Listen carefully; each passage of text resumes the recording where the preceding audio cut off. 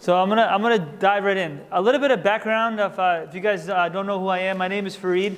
I'm an anesthesiologist. So I went through the whole course of going to college. I had an honors biology major. Then I went to medical school, and I went through 4 years of residency. So throughout my whole career, I spent a lot of time in science classes. Okay, and I took a lot of pride in it. I really enjoyed it. And a part of every college education and high school education is a focus on evolution. Evolution is something that is widely accepted.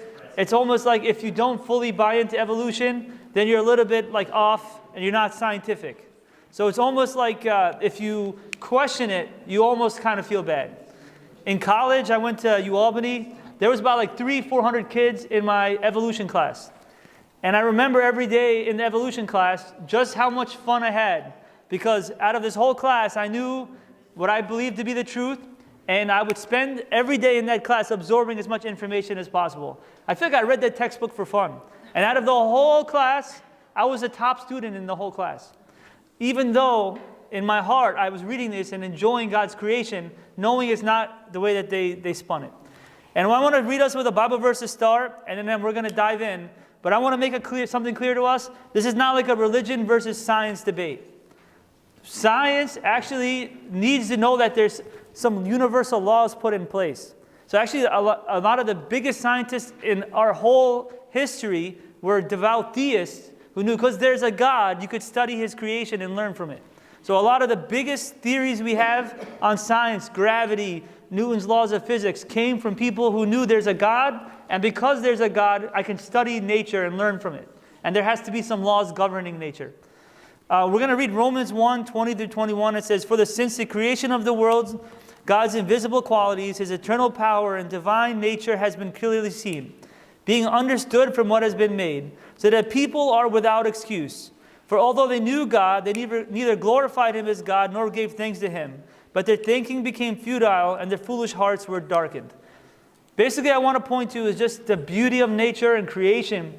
And anyone who looks and studies this and wants to deny that there's a God or that there's a creator, it's a testimony against them. How can you study nature and how could you study creation? How could you study the cell and not be made of God's fingerprints and everything? So what I also want to talk about is quickly understanding scientific theory. So scientific theory is a scientist comes up with a theory. Okay? Often they find some facts or some interesting thing and they come up with a theory. And then what your job is as a science community is not to just accept the theory and then find facts to plug into the theory to make it make sense. You're supposed to come up with a theory, and then you're supposed to study the facts, and then when you put the puzzle together, it's supposed to prove your theory. And I think what happened is Darwin was a fascinating, interesting, very intelligent man who saw beautiful things in nature and came up with a really interesting theory that could explain everything. Science community accepted that, and now they're trying to put puzzle pieces to make a picture that evolution never put together. And another thing is something called Occam's razor, where you look at two things. And in science, you're supposed to pick the simplest solution. What I mean by that is, if you think somebody took a left, or the other option is that you took a right and went around the whole place and went to the left. Scientific theory, you're supposed to pick the simplest solution is often the most correct solution. So that's something I want to put in the background of our minds. Evolution says that all life forms descended from a common ancestor. The first one is a one-celled creature, and this all happened by natural processes without any intelligent intervention. It's biological change that's wholly blind and undirected. And the problem with evolution is you got to do two things. The biggest thing that no science has ever been able to even attempt to start is where life comes from. And then the second part of evolution is you got to explain, assuming life came from somewhere you figured out, how has life came from the single-celled organism to the complexity that we have today? So when we look at the foundations of evolution, you got to look at the theories of how life came to be and how has life kind of changed in complexity. And the first thing I want to talk about is Darwin's tree of life. So Darwin's tree of life, everything started with single cell like prokaryotes. They believed they were like the simplest thing, right? Simplest cell organism. And ideally, what you would see is the single-cell organisms becoming multicellular organisms, 2 or 3. And then maybe you get like a worm or some simple sponge. And then that sponge will keep branching off and branching off to get to very complex organisms. So if this is the way it would work, you would want to see, and this is what Darwin even said. He said, right now we don't have the fossil record, but for this to be true, you would need gradual changes over long periods of time to show that this is actually what's happening. What would be the worst possible thing for Darwin's theory of evolution? Would not be this, but would be you start with single-cell organisms, and then the fossil record picks up with very complicated organisms in a very distant future. And what I want to show you guys is we're going to use science, because I've seen people debating, evolutionary biologists, and they don't want to accept facts that they say, right? You can't convince someone only on the Bible. So we're going to use their timeline, okay? Their timeline is that the Earth is 6.5 billion years old, okay? And all the way up until 500, and let me get you the exact numbers. You ready? Until 555 million years ago, so we're talking about from 6.5 billion to 550 million years ago was the first single-celled organisms, okay? From that 550 million years ago, all the way up until 40 million years later, you get 35 of the 40 body plans out of nowhere of all the major animal life and creatures that we have today. What am I saying? I'm saying there's no gradual changes. You go much of existence without any organisms. You start with a single-cell organism. There's no multi-celled organism. There's no 2 or 3-cell organisms. There's no fossil record of that at all. And then out of nowhere, it's called the Cambrian explosion, where a humongous complexity of animals just popped up on the scene out of nowhere. And you can look at that. It's all over the place if you type in the Precambrian explosion, this is every evolutionary biologist will say there was a Precambrian explosion where in a very small time, they say if you take creation and you make a 24-hour period, in about 10 seconds of time, all the animals arise out of nowhere. Or they say you look at a 100-yard football field, all the way up until the 10-yard line, you had nothing but a single-cell organism, and then all of a sudden, almost every single body plan arose out of nowhere. It's, the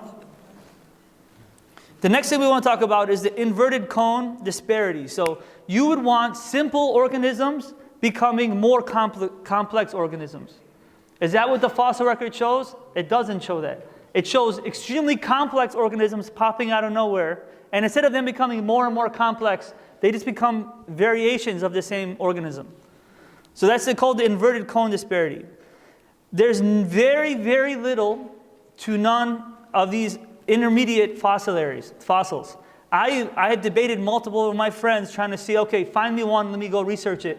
It's extremely hard to even find one of them that they would say that that's exactly what it is. And the other thing is, these body plans, have they changed a lot since they arose? No. So they call it a stasis, or persistent morphological isolation. So what else does evolution point to? Every evolution class you ever talk about, you'll learn about the Urey-Miller experiment. Anybody ever heard of that phrase before? So what is it? So they have the question of where life comes from.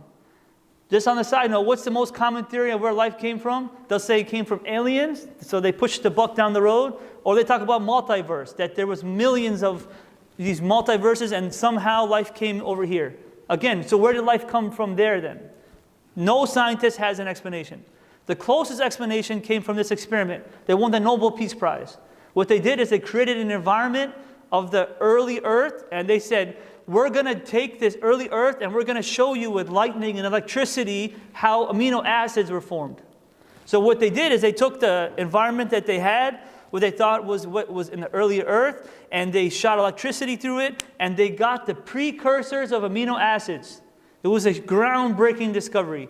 Every class I've ever taken has taught this. But you know what happened? What they thought was the early atmosphere, years later has been shown that it was not the early atmosphere. They made mistakes. And using that same atmosphere now that we know is true, they actually only would have made formaldehyde and cyanide. The other issue with this theory is you can have amino acids. I can give you a living cell You can puncture the cell. You can put everything that needs for life to happen in a perfect concoction solution, empty the cell into that solution. Will that ever become life? Having amino acids, which that experiment didn't show, how does that become alive? How does anything dead come to life? No scientist, and I can promise you, no scientist has any idea of a theory on where life comes from. The next thing is what you hear on evolution is extremely common. Talks about Haeckel's embryos. Anyone ever heard of how embryology shows that all animals look the same in the womb? So this was a huge discovery where they would take many different animals, a frog, a human, a cat, and they show you in the womb in early stages of development that they look identical to each other. He also became a world-renowned scientist, was famous, taught in schools. I learned it in college. But you know he got arrested for fraud? Because he was so confident of his theory that he actually even used the same sketches on different animals. And he would pick the animals that looked the most alike, and he would edit the drawings. He got arrested for this theory. So the most popular things that they teach about evolution, a lot of them have been proven to be completely false. So if I ended this discussion here, what I would have done is something called the straw man argument. What that means is I just poke holes in their argument and I say, okay, because I poked holes in their argument, I can walk away and my argument is true. So I would be failing you guys if I didn't tell you guys the strong scientific evidence for intelligent design. And what I want to start with is that the universe had a beginning. There's a lot of evidence that the universe had a beginning. The way that a lot of the evolutionary biologists explained the origin of life was that energy and matter was eternal, that it existed outside of creation. Einstein, he started believing that and started to research that. He wanted to show that energy, matter, and time were eternal. And everyone ever heard of the theory of relativity? He accidentally found out that no, it wasn't eternal, that there was an absolute beginning. And that was like the talk of the Big Bang Theory. The Big Bang Theory was also really well taught in all evolutionary biology classes because it showed the beginning of time and matter and energy. So how did they prove that time started? It was in the Edward Hubble telescope. They looked into the galaxies and the universes, and they saw this red light, this red light in a certain wavelength that showed that space was expanding. What I mean by that was not that space is going and expanding into empty space. It's that space itself was expanding at a constant rate that they could measure. They also said if this was the sign of a Big Bang, like the Earth created, there had to be this like background radiation. And they actually found the background radiation. They call it the fingerprints of God. A lot of the biggest evolutionary biologists will talk about this amazing, miraculous discovery of this radiation that they found behind the universe.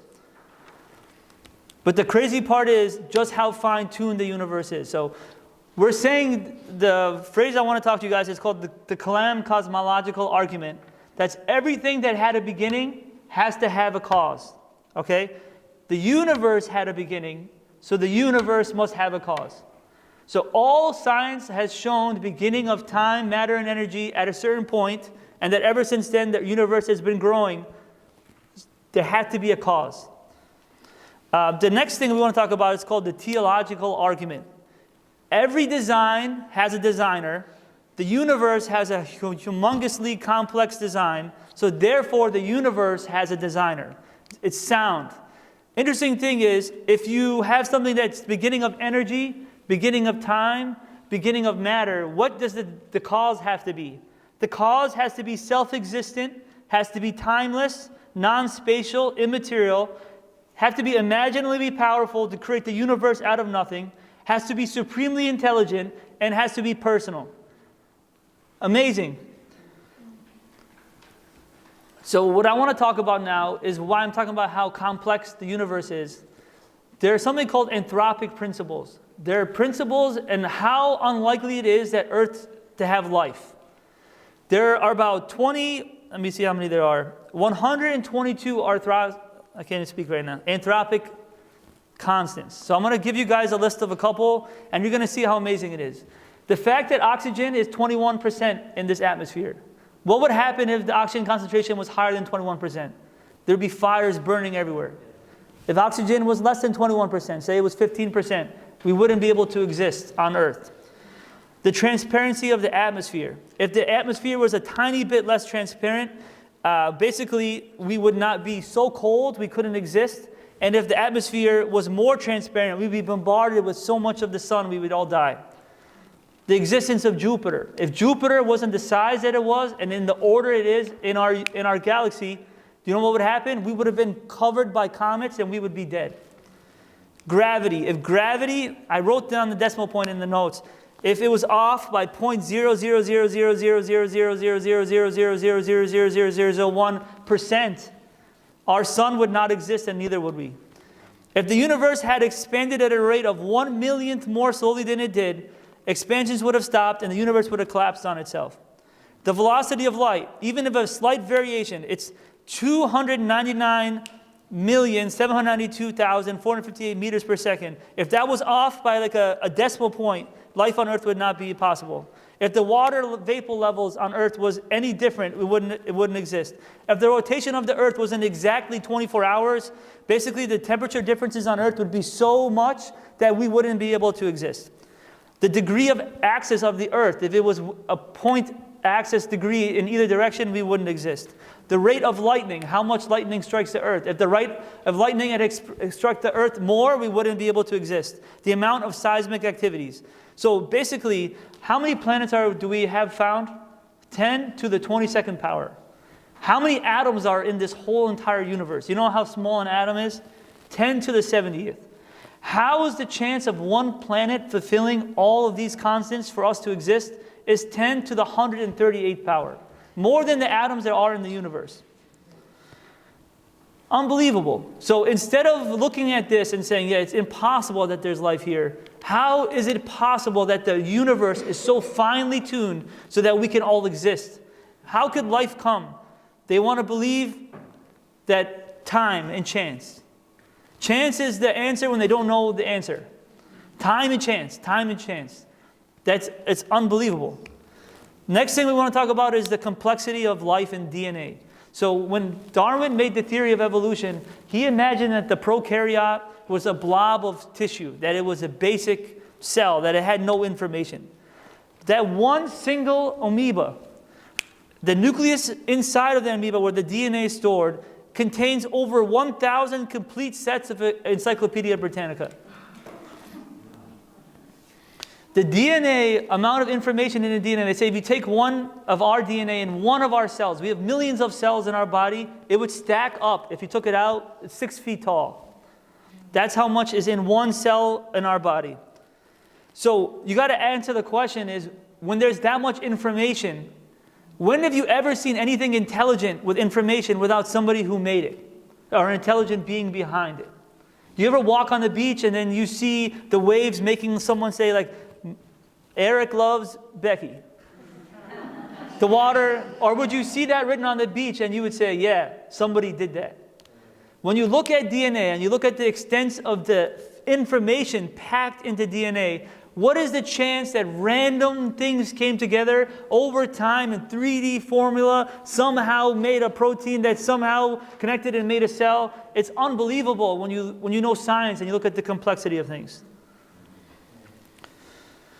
There's something else that's what I want to talk about in the same thing. It talks about irreducible complexity. It's the idea that if things are mutating, and a lot of big evolutionary biologists now have talked about how the whole creative force behind evolution is supposed to be mutations. That DNA has a little mutation, and somehow a new function is formed, and then the new body is created. But a lot of evolutionary biologists have said that this is not powerful enough to cause different species to be formed. And it's something called irreducible complexity, which means that it's such a complex system, the chance of one mutation is most likely that it's going to destroy the function or mess up the function. If you think of a mousetrap, you can't form a mousetrap spontaneously. If one of the pieces of the mousetrap doesn't work, the mousetrap doesn't exist. So the idea behind DNA and the cell and the flagellum and all these things is it's such complex things. There's no way you can form it one piece at a time. It wouldn't continue. Another huge problem is macroevolution. Macroevolution is the idea that organisms change completely. So like a monkey becomes a human, right? The thing is, we do believe in microevolution. We do see a dog can become a pit bull, to a Yorkie, to a bulldog. You can mate them and mate them and mate them and change them. No matter what you do, you will never take a dog and make it into another organism. We can take fruit flies that have a lifespan that's like a blink of an eye, and we can mate them and mate them and mate them and change everything about them. But that fruit fly can never be anything else. We can fast forward thousands of years of evolution by mating them all with different things, and you can never transform a fly. And there's not one macroevolutionist in the world. So you think if this was such an accepted theory, there would be one scientist, PhD, who can study the combination of how animals change to other species. You can look it up. You can Google it. There's 0 macroevolutionists in the world. Other thing I'm going to close with, I know I don't know how much time I took, is the idea of the God's Word and the fossil record, which is amazing to me. As a Christian growing into these classes, I think the thing that gave me chills is, you look at Genesis, right? Did Moses know the fossil record in Genesis? Who knows the order of animals? In Genesis, when he created the waters, it was water animals and birds, right? What does the fossil record say the first animals are water animals? Then they say it goes into birds. The big problem is they don't know how water animals become birds. How did Moses start with water animals and birds at the same time? Then the next day, what was created? It goes to land animals, right? What does the fossil record show? You go from birds, they have a hard time finding the connection between birds and land animals. It's land animals. What's after land animals? Man, right? Where do we fit into the fossil record? End of the fossil record was based on their science. Isn't that fascinating? I don't know why no one ever talks about that, but it's amazing how God's Word stands true. You would think the fossil record would poke a hole in that. Imagine if land animals came first. Where would we stand with science? And then one thing that science can never explain is human consciousness. Search this, it's fascinating. You can hear the hardest people to understand talk about this. They have no idea how to explain consciousness. They have no idea how to explain personality and the way that makes it about you. They don't know how to explain that we can see. They know how the eye works, but vision itself is a miracle. So just like there's so many different things. And then if I want to even have fun, one day we'll talk about morality, because where does morality come from? If there's objective morality, what I mean by that is, if there's a universal wrong and right among every civilization, I'm confident every civilization would look at like child murder and, I don't want to say it, but child rape as inherently evil. I don't think anyone would say that it wasn't evil. But where does that come from then? Because if there's a standard for good and evil, there's a moral lawgiver, there has to be a God. So I had a lot of fun. Went through a lot of different topics. And we're going to open up for some questions. If anyone wants me to explain any of the points that I made, I'll gladly explain. But it just, to me, looking through this, it's fascinating. The strength behind intelligence design and the massive holes you can poke in evolution. Anyone have any questions, or anyone want me to explain any of the details or go through some facts? The table in the back? Well, dysfunctions of genetics. I'm sorry. What's that? Talking about dysfunctions of genetics and hermaphrodites, and so where does that come from? I hear that a lot from the scientific community. Okay, so if your God created all that is good, then why do we have this? Yeah. And that connects also to, like, they say the eye is not perfectly made, or like what's the appendix for, or there's different things that they can point to, right? Creation, because of sin, right, has got like poisoned. Like, where does cancer and disease come from? It's just, this life is not all there is. Heaven is where our home is, right? This is temporary here. So we're riddled with sin, we're riddled with disease, we're riddled with storms and earthquakes. It doesn't disprove God's creation.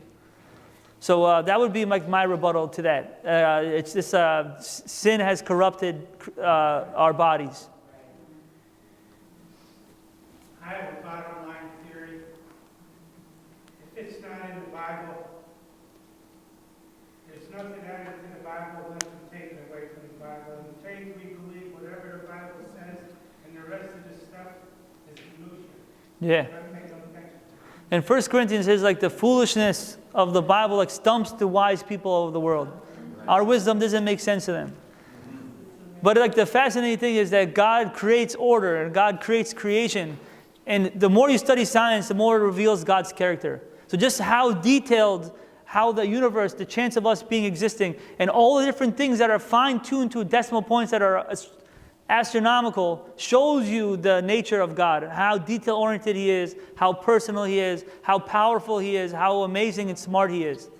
So like, it goes hand in hand. Do you read Hugh Ross? I actually never heard of Hugh Ross. Look him up. Who is he? He's like an astrophysicist, but he explains a lot of what you were talking about, where the position of the planets and all the natural things that have to happen for us to have life here. Oh wow, I gotta look him up because I've been looking up a lot of different people, so now I'll add them to my list. I had a lot of fun researching all this stuff. Anyone else have any other questions? Is there a danger in primarily limiting God to the things we can't explain? In other words, sometimes in a lot of the presentations here and here and other places as well, science can't explain this, so it must be God. But the problem with that, I see, or danger is that sometimes we can't increase our understanding and we can't explain things. So does that mean God goes away? Yeah. That's my question. I love that question, and I love that question for a couple of points. We can go about it in scientific ways. So if I ask you, what's the chance of random time and chance meeting all these constants and creating the life? Or what's the chance of like amino acids somehow being formed through nature and then somehow finding each other and forming 3D protein complexes? Or based on Occam's razor, would you say that it's much more likely that an intelligent being created it? So I would answer that by saying that it's actually science. We're saying that intelligent design is not science. But I also agree with you by saying God created nature for us to learn, and we can't just say, oh, we can never know that. That's the other side of the coin. And then the third side of the coin is that God doesn't want us to lean on understanding. He says, trust in the Lord with all your heart, lean not on your own understanding, in all your ways acknowledge Him and He'll make your path straight. So almost needing to understand everything to believe it could be a huge crippling crutch in your faith. So there's I would say that I'm torn somewhere between the three of those things. Yeah, for me, it's also just the idea that even if we can explain something, even if we can understand something, it doesn't diminish the miracle of God in creation, is in what He's shown us. So sometimes I think we lose that if we, especially in our world where we can understand so many things, we go, oh, we understand that, that's just normal. We don't have to appreciate God, but that's not true. Yeah. We do. It's beautiful. But it's the hard part for me is like when you learn about a cell and how complex it is and different organelles in a cell, like the mitochondria to the, different things. And to know how much God has packed in there and then just to say, oh, somehow this happened by chance, I feel like that's almost like throwing it back at Him. So like the more I know, the more I'm like, wow, God's amazing. Look at all His power. Look at how intelligent He is. So it's like that's the way I look at it. Anyone else have a good comment, question? As we looked at